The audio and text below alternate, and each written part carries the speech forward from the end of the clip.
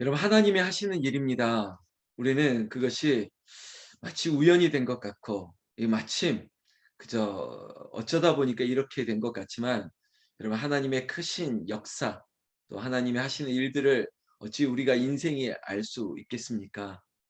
룻기를 바라보면서 한 가정을 향한 하나님의 그 정말 신묘막측한 은혜, 그 절묘한 하나님의 은혜들을 우리는 보면서 감탄할 수 있는 것입니다. 룻기 1장 말씀 어제 마지막 구절 이렇게 마침을 했습니다. 그들이 보리 추수 시작할 때 베들레헴에 이르렀다고요. 모압에서 어려움을 아니 큰 시험과 환란을 겪고 나서 살 수 있는 길이 어딘가 봤더니 결국은 고향으로 돌아가는 길인데 그곳이 바로 하나님께 예배하는 곳이었습니다. 나오미와 그 자부 룻이 함께 동행했던 그 길, 그렇게 베들레헴으로 돌아왔죠. 2장의 얘기는 그 베들레헴에서 어떻게 정착하고 다시 회복하면서 살아가는지를 우리에게 보여주고 있습니다. 그런데 갑자기 등장하는 인물이 나오죠. 1장의 마지막이 보리 시작할 때에 베들레헴에 도착했는데 분명히 어떤 이유가 있었던 것 같습니다. 시간도 그리고 사람도 하나님께서 다 마치 연출하시고 각본을 가지고 있는 듯한 이야기를 우리가 보는 것이죠. 1절 말씀에 보면 나오미의 남편 엘리멜렉의 친족으로 유력한 자가 있으니 그의 이름은 보아스더라. 이게 마치 인물을 등장시키는 듯한 설명 아닙니까? 볼이 추수 시작할 때 베들레헴에 도착했다. 그리고 갑자기 한 사람을 속에 등장시키는데 바로 엘리멜렉의 친족이라는 겁니다. 그것도 유력한 사람 보아스. 여러분 이스라엘 유대인들의 관습 중에 하나는 그 대를 물러야 된다는 겁니다. 형이 갑자기 죽으면 그 동생이 형수에게로 들어가고 결혼을 하고 막 이런 제도가 당시에 있었죠. 지금 나오미에게는 우리 집안에 가문을 이어갈 자가 없다라고 하는 그런 슬픔이 있습니다. 여러분 우리나라 우리 문화와 아주 흡사하지 않습니까? 근데 갑자기 등장하는 그의 이름 보아스. 왜 이 사람 인물을 소개하고 있을까? 2절 말씀 보십시오. 이 모압 여인 룻이 나오미에게 이르되 원하건대 내가 밭으로 가서 내가 누구에게 은혜를 입으면 그를 따라서 이삭을 죽겠나이다 하니 나오미가 그에게 이르되 내 따라 갈지어다라고 얘기하고 있습니다. 룻은 누구에게 어떤 사람에게 은혜를 입기를 원했다라고 말했는데 마치 1절이 준비되어진 사람처럼 보아스가 나오미에게뿐만 아니라 이 룻에게 은혜를 입힐 자라고 미리 예고하고 있는 듯 하지 않습니까? 3절 말씀 룻이 가서 베는 자를 따라 밭에서 이삭을 줍는데 우연히 엘리멜렉의 친족 보아스에게 속한 밭에 이르렀더라. 여러분 성경 66권 여러분 구석구석을 보더라도 이 단어는 여기 룻기 2장 3절에만 있는 단어가 있습니다. 그 단어가 뭘까요? 우연히라는 겁니다. 우연히. 여러분 성경에 우연이라고 하는 단어를 쓴다? 정말 우연한 일인가요? 우연히 우연히를 썼겠습니까? 정말 하나님께서 우연하게 하신 일일까요? 아니요. 제가 이런 표현했지 않습니까? 하나님이 각본, 연출 다 하고 있는 거라고요. 사람은 우연히 여기까지 온 줄, 그러나 그가 아닙니다. 그리고 4절 보세요. 이 단어도 절묘한 단어입니다. 마침 보아스가 베들레헴에서로부터 와서 베는 자들에게 이르되 이렇게 시작합니다. 여러분 우연히 엘리멜렉의 밭에 이르게 되었고 근데 또 그때 마침 보아스가 이 룻을 보게 되었다는 것입니다. 우연히 마침 이 두 개의 단어. 여러분 우리의 인생을 한번 뒤돌아봅시다. 정말 그냥 되어진 것 같습니까? 우연히 내가 이 교회에 온 것 같습니까? 마침 또 김 목사 만난 것 같습니까? 여러분 이렇게 우리는 봐야 된다는 겁니다. 우연히 마침 그러나 절대 우연한 것도 아니고 마침 만난 것도 아니고 하나님께서 다 준비하시고 예비하셨던 여호와 이레, 여호와 이레의 하나님이 하신 일인 거예요. 여러분 믿으십니까? 이 믿음 위에 서면 하나님 정말 철저하시군요. 하나님 놀랍습니다. 바로 이게 바로 어메이징, 여러분 어메이징 그레이스, 놀라운 하나님의 은혜에 있는 겁니다. 그 크신 하나님의 사랑이죠. 이렇게 해서 마치 이 이야기, 드라마, 영화의 주인공, 남녀 주연 배우가 만나게 되는 듯한 그런 장면입니다. 바로 보아스와 룻, 장차 이 두 사람에게 어떤 일들이 일어날까요? 우리는 알고 있죠. 이 우연한 마침 두 사람의 만남이 결국은 결혼에까지 골인하고, 그리고 두 사람 사이에 해피엔딩 이야기처럼 아들을 낳았더라 여기까지 가는 건 우리가 알고 있지 않습니까? 이게 하나님의 계획인 것입니다. 우리는 그 사실을 알면서 이 구절을 보면 하나하나 다 이유가 있고 의미가 있다는 것으로 우리는 보게 됩니다.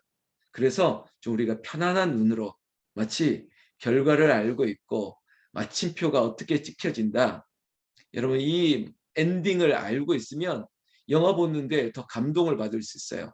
너무 좋은 얘기, 영화를 봤는데 드라마를 봤는데 너무 재미있어서 또 보고 또 보고 싶을 때가 있는 그런 마음으로 이 룻기가 야 이렇게 예쁘게 아름답게 이렇게 흘러가는 것을 알기 때문에 그냥 감동선을, 그리고 그 장면 장면 그 대사 대사 하나 곰씹으면서 다시 볼 수 있는 것처럼 우리는 이 성경을 보는 것입니다.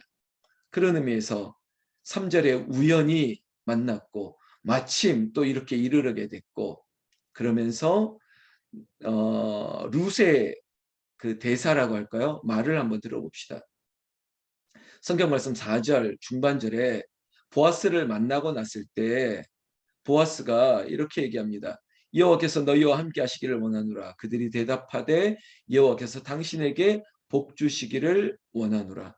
여러분 보아스는 유력한 집, 그러니까 지주입니다. 지주.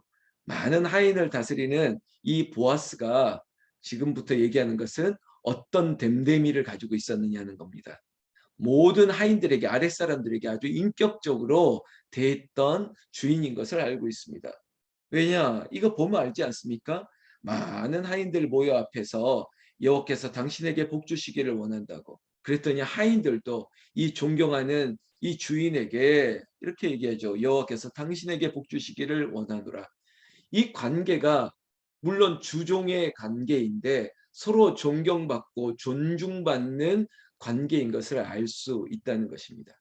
사랑하는 성도 여러분, 우리의 삶도 이것은 적용인데요. 우리가 있는 일터에서 만나는 사람들에게 정말 우리의 인격, 우리의 삶이 복음이 될 때가 있습니다. 그저 내가 목사, 장로, 권사, 안수집사, 집사이기 때문에 우리가 마땅히 이렇게 뭐 전도하는 거다가 아니라 그냥 우리의 일상생활 가운데 우리 사장님은 역시 우리 뭐 부장님은, 우리 선생님은 우리 이런 식으로 정말 복받은 분이야. 이렇게 사람들이 인정할 수 있는 게 이게 진짜 그리스도의 제자 아니겠습니까? 여러분, 여러분들의 일터에서도 인정받는, 여러분 우리가 그냥 인정받는 욕구 때문이 아니라 우리가 그리스도인이기 때문에 우리의 인격이 사람들에게 감화 감동이 되기를 원하는 것이죠. 그러는 가운데 5절에 보면 보아스가 한 사원에게 이릅니다. 저 소녀가 누구냐고. 그랬더니 6절에 사원이 대답하죠. 나오미와 함께 모압 지방에서 온 여인인데, 그런데 이삭을 줍는데 저에게 허락을 받고 지금까지 이삭을 줍고 있는데, 여러분 7절 중반절 보세요. 아침부터 와서는 잠시 집에서 쉰 외에 지금까지 계속하는 중입니다. 여러분 이 구절도 적용인데요. 여러분 하나님이 다 보고 계세요. 하나님이 다 보고 계시고요. 이게 가장 중요한 포인트입니다. 코람데오, 하나님 앞에서 하나님의 눈은 다 보고 계세요. 그리고 두 번째 뭐냐? 사람들도 보고 있습니다. 사람들도 봐요. 다 안다니까요. 우리 사장님이, 우리 부장님이, 우리 과장님이, 대리님이 어떤 사람인지 하나님도 보고 세상은 다 봅니다. 얼마나 정확하게 보는지 몰라요. 여러분 딱 보면 모릅니까? 인생 살다 보니까 겪어보면 어떤 사람인 줄 알아요. 보고 있습니다. 여러 눈들이 다 판단하고 있습니다. 오늘 이 사원도 보십시오. 안 보는 것 같은데 다 보았지 않습니까? 아침부터 저녁까지 잠깐 쉬는 것 빼고는 열심히 일하고 있었다고. 이런 게 진짜 평가입니다. 저는 우리 교회 어떤 직분자들, 정말 지도자들이 세워질 때 누가 묻더라고요. 목사님 기준이 뭐냐고. 제가 한마디 했습니다. 인격이라고. 사람의 됨됨이라고. 좀 따뜻한 정감이 있는 사람이었으면 좋겠다고. 그런데 이걸 놓치면요.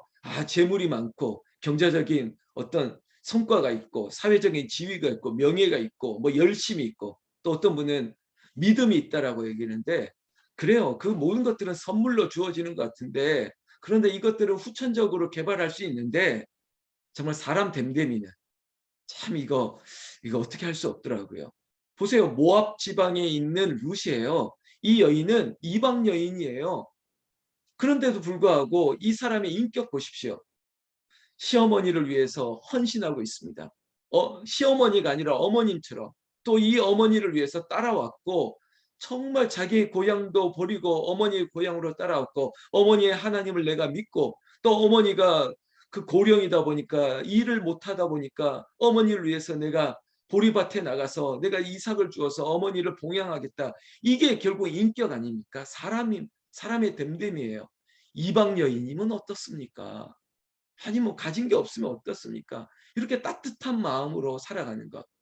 그러니까 제가 말했던 교회 지도자들을 이런 기준으로 선정하지 못하다 보니까 자꾸 어떤 사건이 나오면 험악해지는 거예요. 아주 악해지는 거죠. 따뜻하게 품고 따뜻하게 화해하고 이러려고 하는 마음들이 없으면 분란이 있는데 여러분 5월 가정의 달이라서 제가 그냥 편안하게 드리는데 여러분들의 사위가 여러분들의 며느리가 앞으로 여러분들이 집안에 들어올 사람이 룻과 같은 따뜻한 사람 그런 사람들이 들어오고 그런 사람들과 연합되어지고 여러분들이 종업원도 사람 쓰는 사람도 이런 사람들이 들어오는 그런 은혜가 여러분들의 가정과 여러분들의 일터에 있기를 예수님의 이름으로 축원합니다. 축원합니다. 이게 얼마나 큰 복인지 몰라요. 사람 잘 만난다는 복이. 그런 의미에서 저도 그래요. 이렇게 좋은 분들 만난 게 우연히 마침 된 일이 아니라고요. 우리 교회도 좋은 분들 하나님 오시게 하나님 기도하고 있거든요. 그러면 그런 좋은 분들만 모여요. 이런 은혜가 우리에게 있는 거죠. 8절 보아스가 룻에게 이르되 내 딸아 들으라 이삭을 주우러 다른 밭으로 가지 말며 여기서 떠나지 말고 나의 소녀들과 함께 있으라.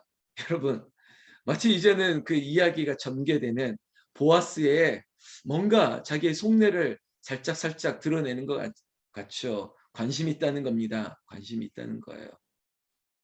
여러분 보아스 입장에서 뭐가 부족하겠습니까? 유력한 집안의 이 동네의 지주인데 그리고 이 모압 여인 룻은 여러분 그런 거죠. 그러니까 돌싱 아닙니까? 한마디로 한번 결혼했던 여인인데 이 여인에게 차밍 매력을 느끼고 있는 거예요. 이것도 하나님이 하시는 일이에요. 하나님의 눈이 그 보아스의 눈을 덮으신 거죠. 그리고 아름다운 것들을 보게 만들고 특히 룻에게 관심을 가게 만들었습니다. 결국 이 이야기 어떻게 될까요? 여러분 이게 다 얘기하기는 너무 재밌긴 하는데 오늘 조금만 축약을 해서 11절에 이런 거 보십시오. 보아스가 말하는 대사인데요. 보아스가 그에게 룻에게 말했죠. 이르되 너의 남편이 죽음으로 그러니까 모르는 것 같은데 다 알고 있어요. 다 듣고 다 보고 있어요. 이 룻이 어떤 여인인 것을 네 남편이 죽은 후 이거 남편이 있었다는 여인인 것도 알고 있지 않습니까? 그리고 또한 너의 시어머니에게 지금 혹이 달려있다. 세상 말로 한다며 이게 지금 그러니까 모든 조건이 악조건이에요. 한 여인이 새로운 가정을 이룰 수 있는 상황도 아닌데 그런데 보아스는 이 모든 것들을 다 듣고 다 알았습니다. 심지어 너희 부모와 고국을 떠나 전에 알지 못하던 백성에게로 온 일이 내게 분명히 알려졌느니라. 이 모든 것들을 보아스가 알고도 이 여인을 봤는데 여러분 예사롭지 않다는 거예요. 정말 남다르구나. 정말 따뜻한 여인이구나. 착한 사람이구나. 이걸 다 알고 보고 있었던 것이죠. 더 중요한 말씀이 이겁니다. 12절. 여호와께서 너에게 행한 일을 이렇게 얘기하고 있죠. 이제는 보아스는 이 남자로서의 눈뿐만 아니라 정말 하나님께서 헤세드라고 하는 그 자비롭고 긍휼하고 그 놀라운 사랑을 보아스의 마음에 주셨는데 그 눈으로도 보니까 이 모압 여인이 하나님의 은혜를 믿고 입고 있고 입어야 될 사람인 것을 본 것이에요. 그래서 이렇게 축복하잖아요. 12절에 너에게 행한 일에 보답하시기를 원한다. 누가? 하나님이. 사랑하는 새벽을 깨우는 성도 여러분, 저도 그렇게 기도합니다. 하나님께서 여기에 있는 사랑하는 새벽의 불새들에게 은혜를 입혀 주시옵소서. 여기에 있는 이 여인에게, 이 남종에게 은혜를 입혀 주시옵소서. 계속 보세요. 이스라엘 하나님 여호와께서 그의 날개 아래 보호를 받으러 온 네가 온전한 상 주시기를 원하노라 하는지라. 하나님 은혜를 주시고 하나님 상급을 주세요. 여기에 있는 이 사람들이 여호와의 그늘 아래 주의 날개 아래 보호를 받으면서 하나님의 상급을 받기를 원합니다. 이게 저희의 기도거든요. 보아스가 지금 룻에게 이 축복을 빌어주고 있다는 게 얼마나 놀랍습니까? 그리고 오늘 본문에 되는 13절 말씀. 룻이 대답합니다. 내 주여, 내가 당신께 은혜 입기를 원하나이다. 참 겸손하고 어쩌면 말 참 예쁘게 잘하죠. 당신께 은혜 입기를 원하나이다. 이게 이방 여인이 할 수 있는 말일까? 저는 출신이 중요한 것이 아니라 어떻게 보고 어떻게 듣고 어떻게 물들고 어떻게 스며들었는지를 알 수 있는 거예요. 어머니의 신앙 그리고 당시 믿는 집안에 가서 그 문화를 이 룻이 다 체득한 것이에요. 여러분 말이라고 하는 건요. 들어보면 그 사람의 인격이 드러납니다. 어떻게 말하는 거에 따라서 그 사람의 마음의 속내가 다 드러나요. 말이 굉장히 중요하거든요. 말은 인격이기 때문에, 말은 씨알이기 때문에. 이 룻은 참 예쁘게 말합니다. 당신께 은혜 있기를 원하나이다. 그리고 보세요. 그 다음부터는 이 사람의 또 다른 인격인데 너무 겸손해요. 예쁜 마음이에요. 나는 당신의 하녀 중에 하나와도 같이 못하오니 이거 아닙니까? 여러분 나는 신들매를 감당하지도 못하겠다. 이런 것처럼 겸손하게 스스로를 낮추고 있습니다. 그리고 당신이 이 하녀를 위로하시고 자신의 신분을 낮추지 않습니까? 나는 종, 너는 짐승, 나는 정말 죄인 중에 괴수 막 이런 표현을 쓰는 것처럼 당신이 나를 위로하시고 마음을 기쁘게 하는 말씀을 하셨나이다 하는지라 이러면서 끝까지 낮추는 것입니다. 저에게 위로하시려고 저에게 과한 칭찬을 하시고 저를 격려하시네요. 이렇게 대답하는 룻. 보아스는 생각했을 겁니다. 내일 이야기인데 과연 듣던 대로구나. 과연 내가 지켜본 대로 이 여인의 마음이 예쁘구나. 여러분 딱 들어보니까 룻이 착한 여자, 마음이 좋은 여자인 거 알고 있으시겠죠? 이건 저는 가십인데요. 모압 여인, 중동의 여인들이 굉장히 미인들이 많다는 말도 있지 않습니까? 그러나 외모보다 더 중요한 게 뭘까요? 결국 마음이에요. 그의 인격이죠. 너무 예쁜 마음을 가지고 있는 이 룻에게 하나님이 복음이 들어가니까 더 예쁜 거예요. 그의 인생이 곧 어떻게 펼쳐질지. 이 룻은 그냥 꼭 드라마로 얘기하면 신데렐라 이야기거든요. 정말 하나님께서 복 주시기를 원하는 것처럼 오늘 이 자리에 있는 우리도 우연히 마침 여기까지 와서 마침 또 이렇게 서로 만나게 하시고 우리가 서로 말씀을 가지고 교제할 수 있는 것이 앞으로 하나님께서 하실 놀라운 해피엔딩을 우리는 확신하고 있는 것입니다. 오늘도 주의 은혜 가운데 그의 그늘 아래 보호하심을 받는 그런 복된 날 되시기를 나는 우리 주 예수님의 이름으로 축원합니다. 축원합니다.